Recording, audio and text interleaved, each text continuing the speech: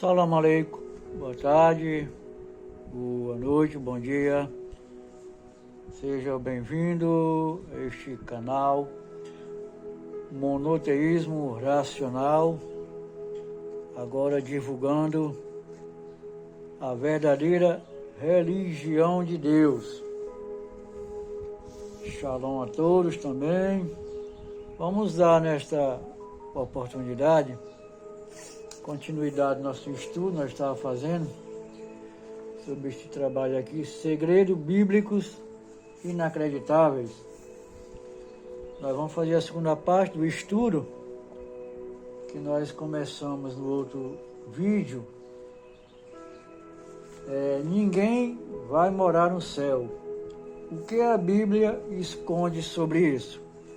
Vamos dar continuidade na segunda parte. É um estudo um pouco longo, vamos ver se dá para terminar nesse vídeo. Se não der, a gente vai fazer um complemento e um terceiro vídeo. É hoje, 31 de dezembro de 2025, véspera do ano novo. Todo mundo aí na expectativa, né? Então vamos lá. Uma janela para o pensamento judaico primitivo.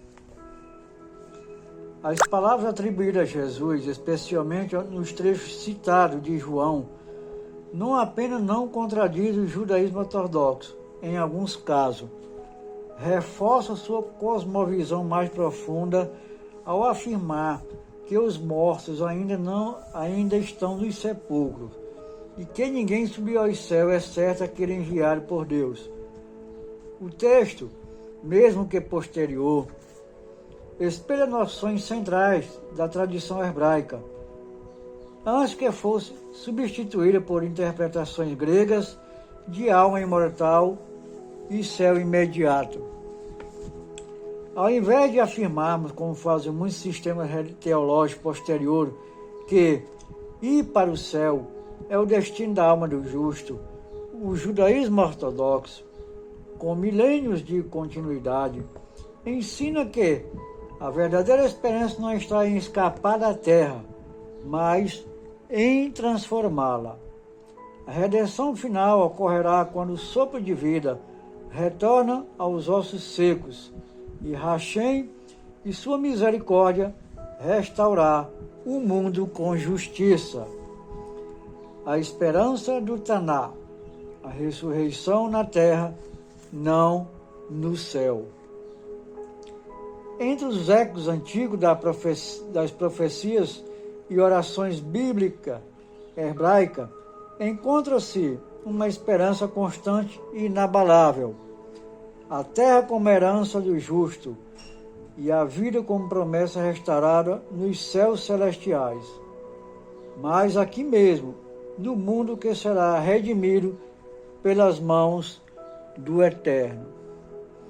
Ao contrário das doutrinas que projetam a alma para além das estrelas, o Tanakh apresenta uma visão profundamente enraizada na realidade física e espiritual da criação divina. Não se trata de fuga do mundo, mas de sua reparação. O centro da escatologia bíblica não é o céu como destino eterno, mas a própria terra, transformada em morada de paz, justiça e vida eterna. Salmo 37, 29. A promessa da terra: os justos herdarão a terra, e nela habitarão para sempre. Salmo 37, 29. Essa afirmação repetida como um refrão ao longo dos salmos não é metáfora, é uma promessa literal. No pensamento judaico, herdar a terra não é um símbolo espiritualizado de ir para o céu, mas sim uma aliança viva com a criação que será plenamente restaurada no tempo do Mashiach. Rashi, o mestre exegeta de Troyes, comenta que este versículo se refere à vida no mundo vindouro, Olam Rabá, após a ressurreição dos mortos. Mas note, mesmo neste mundo vindouro, A terra permanece o cenário da redenção. O retorno à vida não será étereo, mas corporal, espiritual e terreno, como no princípio do Éden. Jó 14, 13 a 15 diz o seguinte: esperar no Sheol até ser chamado por Deus. Quem dera me escondesses no Sheol e me ocultaste até que passe a tua ira. Então me chamarias e eu te responderia. Jó 14, 13 a 15. Poucos textos expressam com tanta dor e esperança o drama humano diante da morte. Jó, no auge de sua aflição, não roga por evasão, mas por esperar. Ele não chama para ir ao céu, mas para ser guardado no Sheol, o lugar dos mortos, até que o Eterno decida chamá-lo novamente à vida. Esta é a linguagem ancestral da fé judaica: esperar no pó, aguardar a palavra que ressuscita. Confiar que o mesmo Deus que soprou o fôlego de vida em Adão também há de despertar os adormecidos do pó da terra.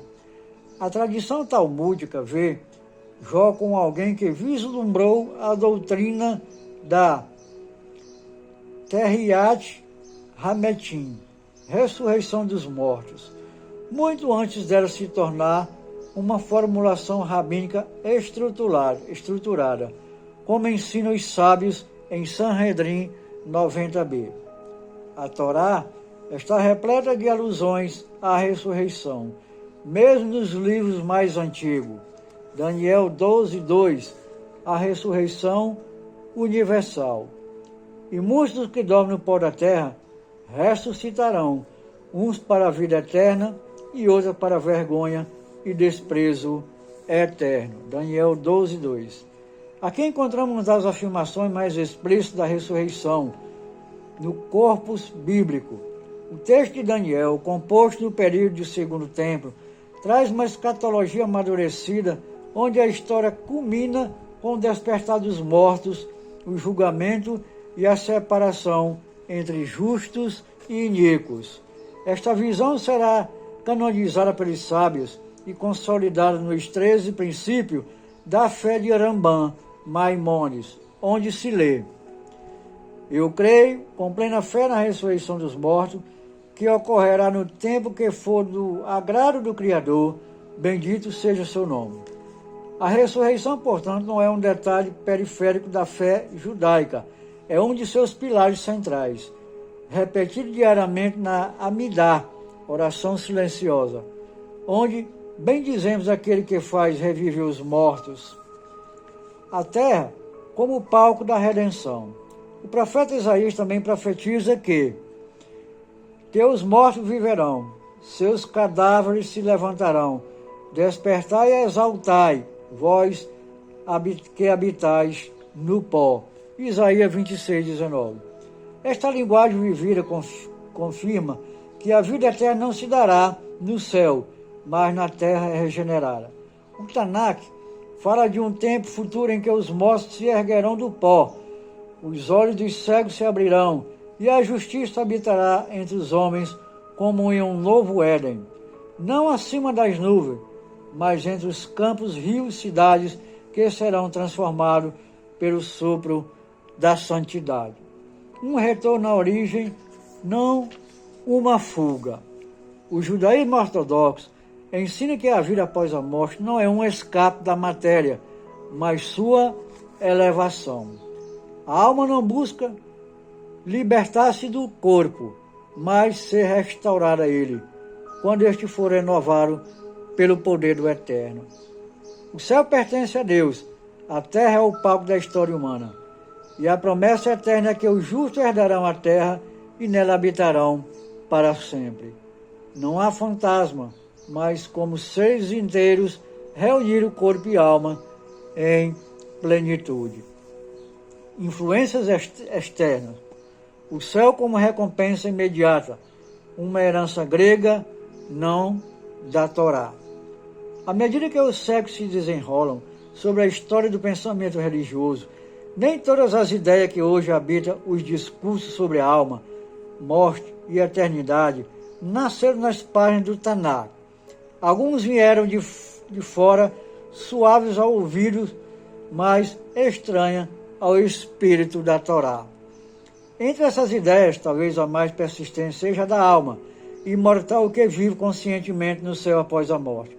Esse conceito, hoje profundamente enraizado na teologia cristã e em muitas formas populares de espiritualidade, não tem origem na tradição judaica original, mas sim nas escolas filosóficas do mundo helenístico, especialmente do platonismo pagão. A alma imortal e o dualismo grego. O filósofo grego Platão, séculos antes da Era Comum, ensinava que a alma era eterna e pré-existente ao corpo. Para ele, o corpo era uma prisão da alma e a morte era uma libertação para o mundo das ideias puras. Essa visão dualista, separando corpo e alma em essência, não encontra eco nas escrituras hebraicas. No pensamento judaico tradicional, o ser humano é uma unidade. E formou Hashem, Deus, o homem do pó da terra, e soprou em suas narinas o fôlego da vida. E o homem se tornou um ser vivente, Nefesh Shavá. Gênesis 2:7. A alma não é um hóspede, mas o próprio ser em sua totalidade viva. Desvincula alma e corpo como entidade separada, como se a morte fosse uma libertação para um plano superior, é uma ideia estrangeira à Torá. E, no entanto, foi essa concepção que começou a permear o mundo judaico helenista a partir do século III, antes da era cristã, especialmente em Alexandria, em outras regiões sob forte influência grega. A penetração dessa ideia na teologia cristã, à medida que o cristianismo se expandiu, especialmente entre os gentios helenizados, essa visão platônica da alma foi sendo assimilada e acabou moldando profundamente sua teologia escatológica. Assim, em vez da ressurreição dos mortos como clímax da história, como ensina o judaísmo, passou-se a falar em céu como destino imediato após a morte, uma recompensa instantânea e incorpórea. Contudo, mesmo nos textos do chamado Novo Testamento, a ideia original da ressurreição dos mortos, enraizada na tradição hebraica, ainda ressoa como brasa sobre a cinza do pensamento grego. Mateus 25:46 declara: "E estes irão para o castigo eterno, mas os justos para a vida eterna." A linguagem do julgamento e da recompensa futura ainda conserva o ritmo das profecias judaicas.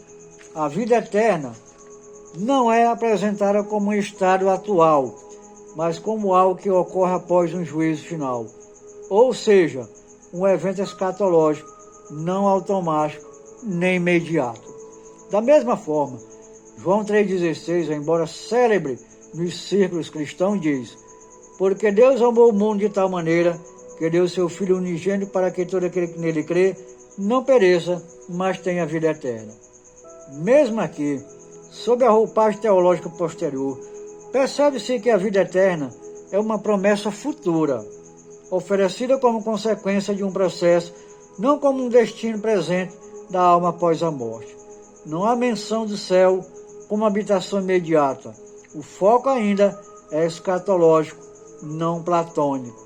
E finalmente Apocalipse 21:4 descreve: "E Deus enxugará de seus olhos toda lágrima, e não haverá mais morte." Essa passagem projeta um cenário de renovação cósmica, a Nova Jerusalém. Não um céu etéreo, mas uma realidade futura transformada, habitável, onde a dor, a morte e o sofrimento são removidos. Isto está em perfeita sintonia com as visões dos profetas como Isaías, que fala de novos céus e nova terra. Isaías 65:17-25. "Onde o leão e o cordeiro coabitarão, e o homem viverá longamente na terra restaurada." A resposta do judaísmo rabínico. O judaísmo rabínico sempre respondeu a essas influências estrangeiras com firmeza e clareza. O Talmud, do Sanhedrin 990a e seguintes, debate extensamente a ressurreição dos mortos como base da fé judaica. Rambam, Maimônides, o inclui entre seus 13 princípios da fé. E o Siddur, livro de orações, afirma 3 vezes ao dia: Baruch atah Hashem, Melahé Hametim, bendito és tu, Hashem, que revives os mortos. Não há nas fontes clássicas do judaísmo nenhuma formulação que defenda a ideia de um céu como destino eterno e imediato das almas dos justos.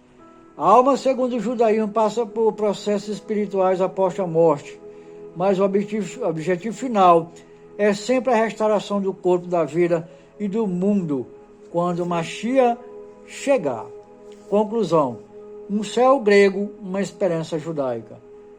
A imagem do céu como destino pós-morte, onde almas flutuam em beatitude, e uma herança do pensamento grego não da Torá.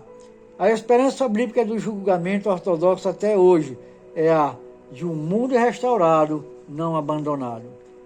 Não esperamos escapar da terra, mas viver a terra preenchida, como o conhecimento de Hashem, como águas cobrem o mar. Isaías 11:19. O céu pertence a Hashem, mas a terra renovada e santificada é o palco da promessa. O ensino judaico é esperar pela ressurreição, não viver eternamente no céu. O judaísmo, em sua sabedoria milenar, não oferece respostas simplistas às questões da morte. Ao contrário, ensina a caminhar com reverência diante do mistério, confiando não em ideias especulativas importadas, mas nas promessas selecionadas, silenciosas do Tanakh e nas palavras afiadas e amorosas dos sábios. O destino da alma, segundo a tradição judaica, não é o céu hétero, mas a terra renovada. Quando a alma deixa o corpo, ela não sobe imediatamente a um paraíso celestial, onde viverá para sempre como um espírito desencarnado. Ela entra em um estado temporário de espera, em uma dimensão espiritual chamada pelos sábios de Olam Ha-Neshamot, o mundo das almas. Esse período é como um vestíbulo, um lugar de transição, não o destino final. Olam Ha-Neshamot, repouso e reparação. Nesse mundo das almas, cada Neshama, alma, recebe sua porção conforme sua jornada na vida na Terra. Algumas almas precisam de purificação, o que os textos místicos e éticos chamam de Guerrinon, uma espécie de correção espiritual, onde outras entram em paz, mas todas aguardam o momento em que serão reunidas a seus corpos em um mundo restaurado. Como explica o Zohar 3:91b, as almas não descansam em beatitude passiva, mas vivem um processo de reconexão com sua fonte divina, sempre esperando a hora do testivar, a ressurreição, que ocorrerá quando o Mashiach for revelado e Hashem restaurar a criação. Olam Rabá, o mundo vindouro. O Talmud declara em Sanhedrin 90a: todo Israel tem parte no mundo vindouro. Esta frase, repetida em sinagogas e escolas judaicas por gerações, não se refere a um céu imaterial, mas à era messiânica que se manifestará neste mundo, a era da ressurreição dos mortos, da paz universal e da revelação plena da presença divina. Olam Rabá, para o judaísmo ortodoxo, é o tempo de cura total do mundo e da alma, do corpo e da história. Nele, os justos ressuscitarão com seus corpos, não como espectros, mas como seres inteiros, santificados e redimidos. Isso contrasta radicalmente com qualquer ideia de vida eterna como existência puramente espiritual em outro plano. O Rambam Maimônides, embora tenha abordado de modo filosófico a alma e a eternidade, confirma a ressurreição como pilar da fé judaica. Em seu tratado Mahamad Teshuvah Hametim, discurso sobre a ressurreição, ele reforça que os mortos retornarão à vida física, não apenas como uma metáfora, mas como uma realidade que ocorrerá no tempo de Hashem. A diferença entre céu e esperança. Esta visão contrasta com o conceito de céu presente nas religiões influenciadas pelo helenismo. Para o judaísmo, o céu pertence a Hashem. Os céus são o céu do eterno, mas a terra ele deu aos filhos dos homens. Salmo 115:16. O céu não é o destino eterno do ser humano, mas o domínio sagrado inacessível, enquanto a terra é o local onde se cumpre a promessa da redenção. Quando o Mashiach vier, como profetiza Isaías, Ezequiel e Daniel, a própria realidade será recriada. Engolida será a morte para sempre, e Deus enxugará as lágrimas de todos os rostos. Isaías 25:8. Esperar com fé, não fugir do mundo. O ensinamento judaico é claro. Não vivemos para morrer e escapar, mas para servir a Deus neste mundo em corpo e alma, e guardar com fé o dia da ressurreição em que todas as injustiças serão corrigidas e a vida será restaurada e sua intenção divina original. Enquanto repousa no Olam Haneshamot, o corpo aguardará no pó da terra, mas ambos ouvirão no tempo certo a voz do Criador, chamando de volta à existência. Despertai e exultai, vós que habitais no pó. Isaías 26:19. A fé judaica, portanto, não está voltada para o céu, mas para a terra redimida pela presença divina. A esperança não é evasão, mas retorno, cura e plenitude. A esperança hebraica na terra, não no céu. Chegamos ao fim deste primeiro estudo, como quem retorna de uma peregrinação não ao céu, mas às raízes mais profundas da fé de Israel, fincada no solo fértil da promessa divina. A verdadeira esperança bíblica não é evasão, não é fuga da terra, nem transcendência em direção a uma morada etérea entre as nuvens.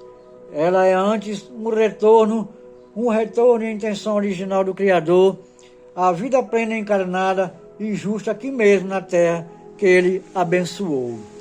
Desde os primeiros versículos do Gênesis até os últimos sopros dos profetas, a visão que emana das escrituras hebraicas é de uma terra renovada, não abandonada, de um mundo restaurado com justiça, paz e presença divina manifestada, não de uma alma desgarrada que escapa rumo ao céu. Os justos herdarão a terra e nela habitarão para sempre. Salmo 37:29.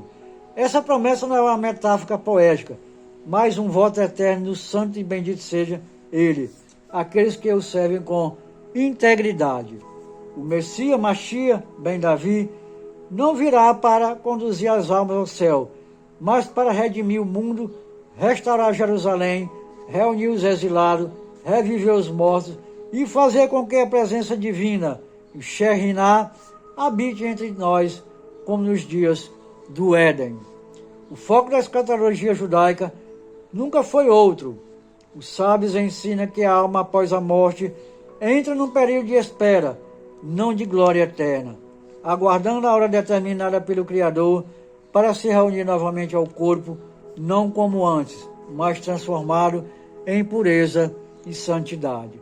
Este é o Olam Rabá, o mundo vindouro, não um céu distante, mas um tempo e espaço regenerado, onde a vida florescerá como nunca antes. E a terra se encherá de conhecimento de Hashem, como as águas cobrem o mar. Isaías 11:9. Essa é a visão profética que alimenta o coração do povo judeu e de todo o povo da humanidade. Há milênios em que hoje pulsa nos salmos, nas orações do Amidá e na esperança silenciosa de cada judeu e de todo o povo de Deus, que recita o Kadishim, aguardando a redenção. O que vem a seguir, agora que alcançamos os fundamentos da verdadeira esperança escatológica do Taná e dos sábios da Torá, estamos prontos para aprofundar uma nova pergunta. A alma não é mortal? a verdade que foi trocada por tradição. Nos próximos estudos, mergulharemos no mistério de Neshama, a centelha divina que habita no homem, para entender à luz da Torá, da Kabbalah e dos pensamentos rabínicos, qual é a sua origem, seu destino, seu papel na jornada entre a vida, morte e ressurreição. Bendito seja o nome de Alá, do eterno Deus, para todos sempre. Muito bem, meus queridos amados irmãos, com este esclarecimento, este estudo, ficamos bem sintonizados que a verdade das Escrituras nos afirma que não há ninguém que vai morar no céu, mas sim que após a ressurreição, no mundo vindouro, após o juízo final, todos os justos, aqueles que perseveraram até o fim, receberão a vida em seus próprios corpos restaurados. Ressurreição é isso, a restauração do corpo que antes existia. E todos viverão em plenitude no mundo restaurado, um mundo de paz, um mundo de eterna bem-aventurança, assim como promete as Escrituras Sagradas. Muito bem, queridos irmãos e irmãos, esta é a verdade, doa quem doer. A verdadeira religião de Deus ensina isso, as verdades de toda a Escritura, de tudo aquilo que é eterno, que Alá nos ensinou.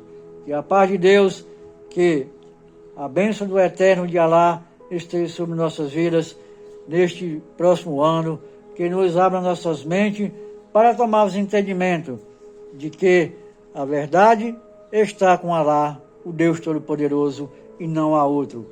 E a Ele, só a Ele, nós serviremos, e a seus profetas enviados, que é aquele cujo último profeta é Mohammed, que nós também cremos como a verdadeira religião de Deus.